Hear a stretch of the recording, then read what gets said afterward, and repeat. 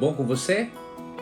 Neste vídeo eu vou responder as perguntas, as dúvidas referentes à nossa lição de número 9. Nós estamos fazendo aqui um estudo, não é, toda semana, da lição da escola sabatina, que é utilizada nas igrejas adventistas do sétimo dia. Nossos irmãos evangélicos têm a lição da escola dominical, não é?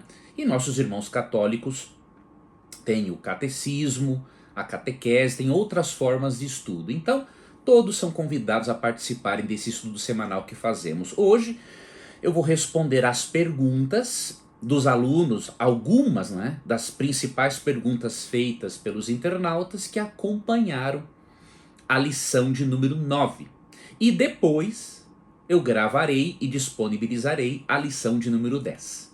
Tá? Então, para você que assistiu a lição de número 9, vou agora responder algumas perguntas. E se você não assistiu, pode assistir, né, no canal no YouTube, e você vai perceber que lição preciosa nós estamos estudando sobre o livro de Isaías. Tá? Bom, eu recebi aqui algumas perguntas referentes à lição número 9, e eu vou responder para vocês agora, que pode ser também a sua dúvida, tá? A primeira pergunta é de Maria Elias. Ela diz assim: na lição de segunda, não entendi a pergunta. Como o Novo Testamento identifica o servo de Isaías? Na lição de segunda-feira, na pergunta, não é? O que a lição quer fazer? Quer que nós recorramos ao Novo Testamento para vermos como que o autor do Novo Testamento, um judeu cristão, identificou, interpretou Isaías 42. Tá? É isso que aparece então na lição de segunda. Então, em Isaías 42, nós lemos sobre um servo sofredor. E aí, o Novo Testamento nos ajuda a identificarmos este servo como Jesus Cristo, aquele que morreria, sofreria por todo ser humano, né, ao entregar a sua vida na cruz do Calvário. Então a lição quis fazer este paralelo entre Isaías 42 e Mateus capítulo 12, para mostrar para você que o evangelista Mateus aplicou Isaías 42 a Jesus Cristo. Tá? Então faça o seguinte, leia Isaías 42, 1 a 7, que fala de o servo do Senhor. Esse servo sofredor aparece também em Isaías 53.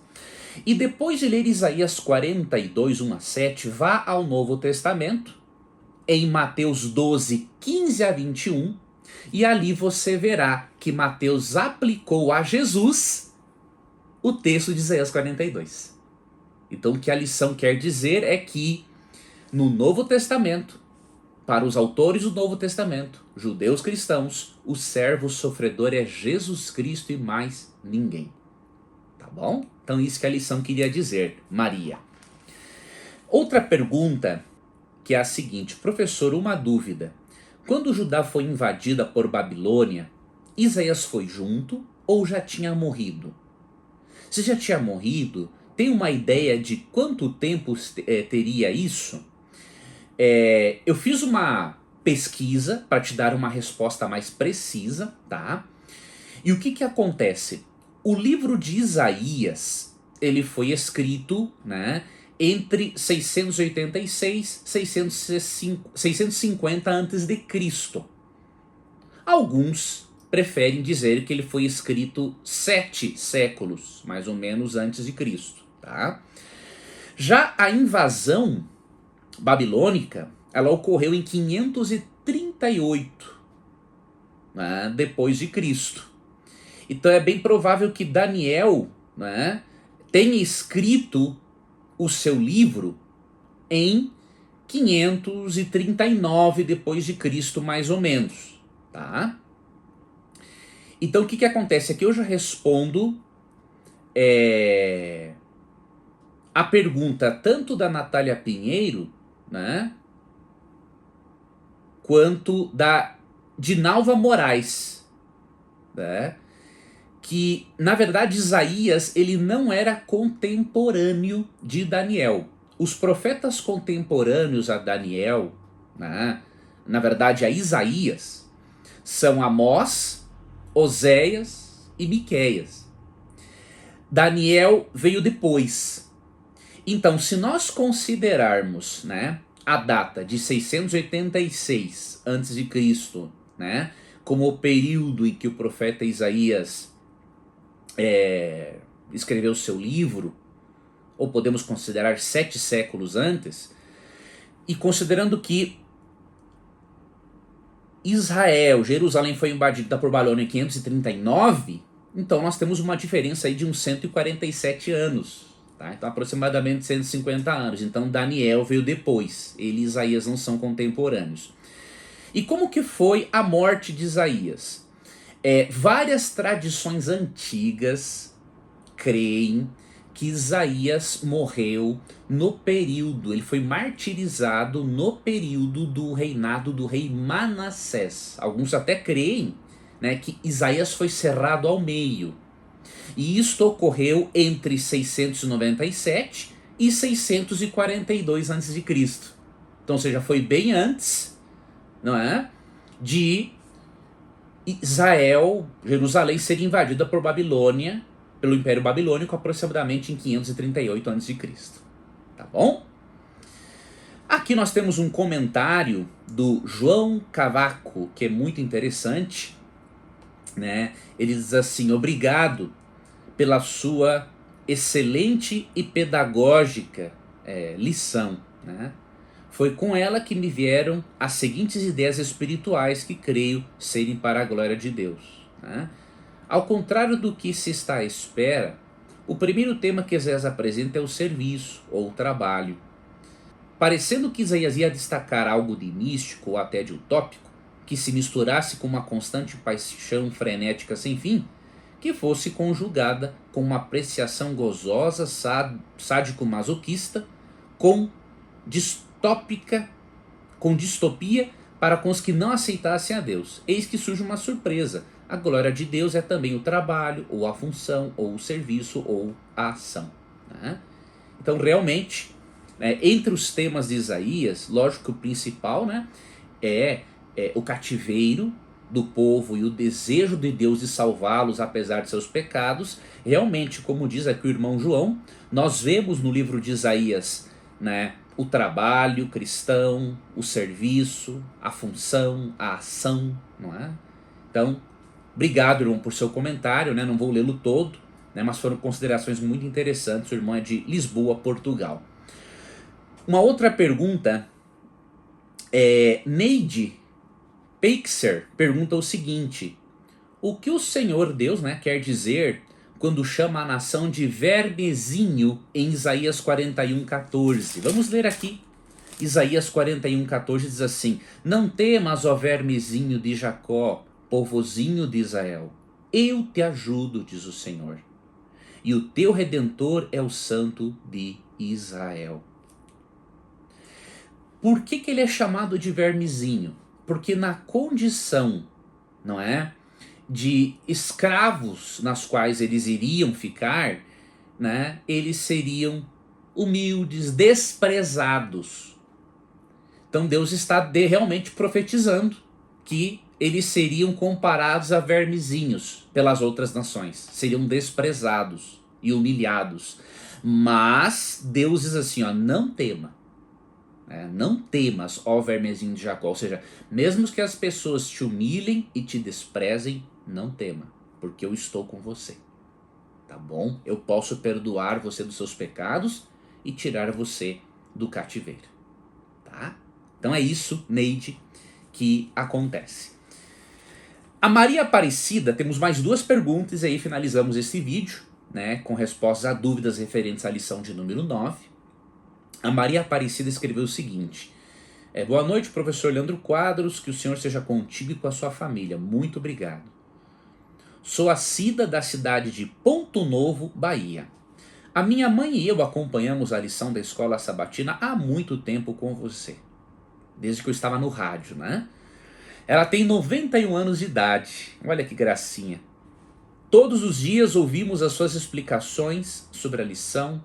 Tudo que eu aprendi e estou aprendendo foi e é pela graça de Deus e pelas suas explicações. Fico feliz, minha irmã, em saber que apesar de falho e pecador, né, Deus tem usado aí o meu sistema de ensino para ajudar você, tá?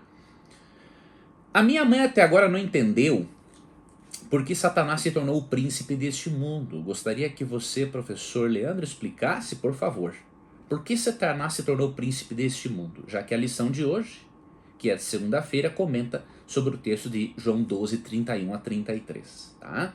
O nome da mamãe dela é Amália. Né? Obrigado, professor, que Deus continue iluminando o seu ministério. Abraços. Então, um grande abraço, né, primeiro para a Maria Aparecida e para a Amália, a mamãe, né, da Maria, que tem 91 anos de idade. Que Deus abençoe a vocês. Obrigado por há tanto tempo acompanharem o nosso programa. Tá bom? Veja, por que Satanás se tornou o príncipe deste mundo? Né? Jesus chama Satanás de o príncipe deste mundo em João 12, 31 a 33. Por quê? Vamos aqui voltar a Gênesis capítulo 1.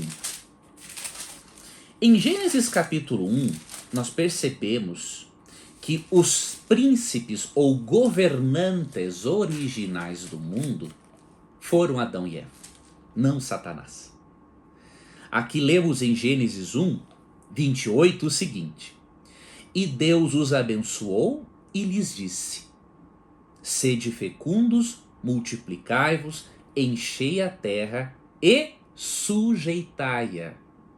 Dominai sobre os peixes do mar, sobre as aves dos céus e sobre todo animal que rasteja pela terra.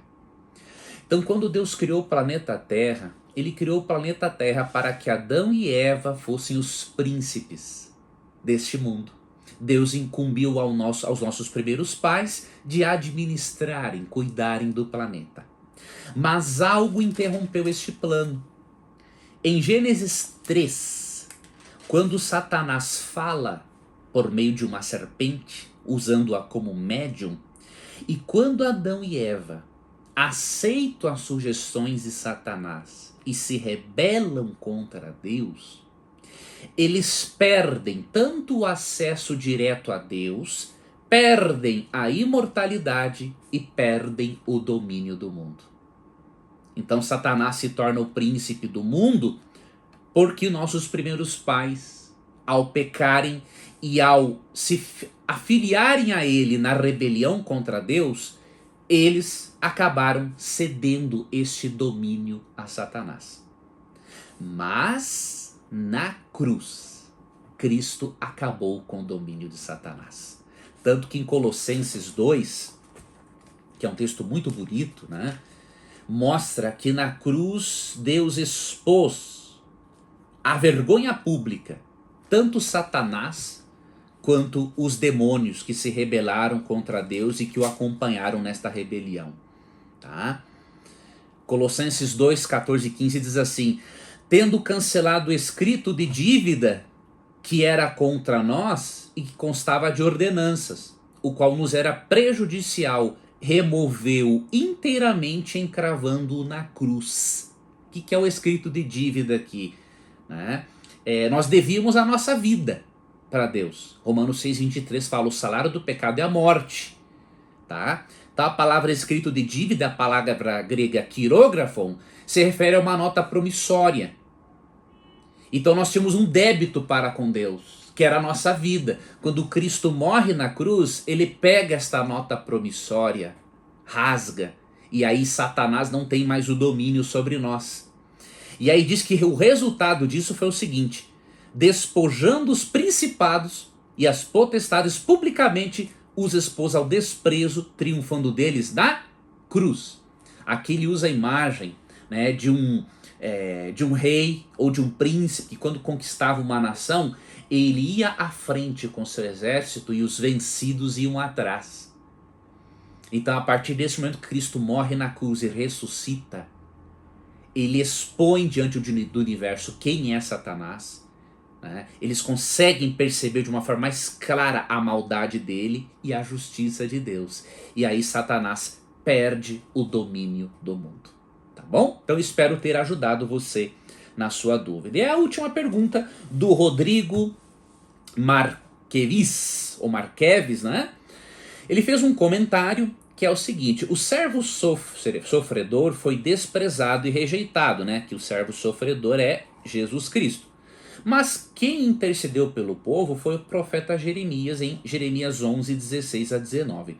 Eu dei uma lida no texto, Rodrigo, e eu não vi nesse texto, pelo menos neste capítulo 11, uma intercessão por parte de Jeremias.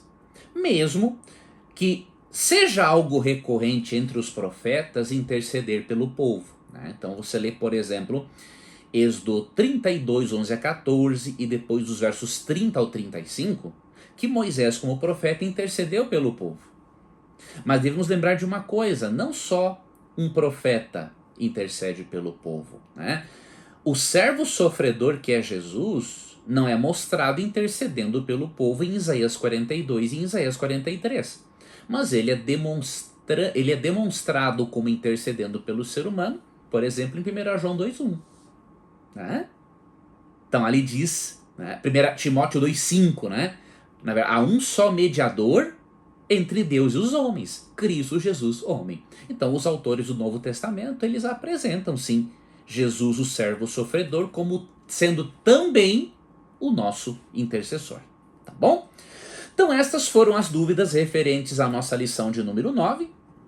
No próximo vídeo você vai estudar comigo a lição de número 10. Né? A lição de número 10 vai ser um estudo dos capítulos 50, 52, 50 e 53 do livro de Isaías. Capítulos muito preciosos. Eu espero contar com a sua companhia. Tá? Compartilhe esse vídeo, né? Curta.